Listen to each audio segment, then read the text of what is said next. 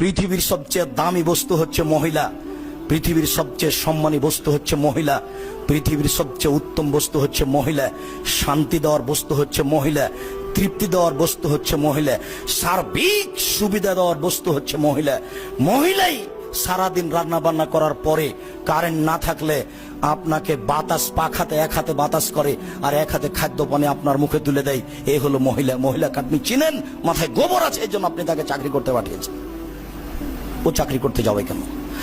সর্ব ধরনের সুবিধার জন্য হচ্ছে মহিলা, সর্ব ধরনের কল্যাণের জন্য হচ্ছে মহিলা, সুখ শান্তি তৃপ্তির জন্য হচ্ছে মহিলা।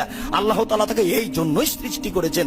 সে অশুভ ফল হতে পারে কি করে? ছি ছি ছি ছি ছি ছি।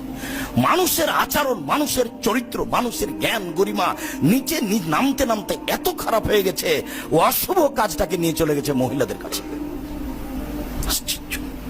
অশুভ ফল গ্রহণ করা হারাম, কাবিরা গুনাহ।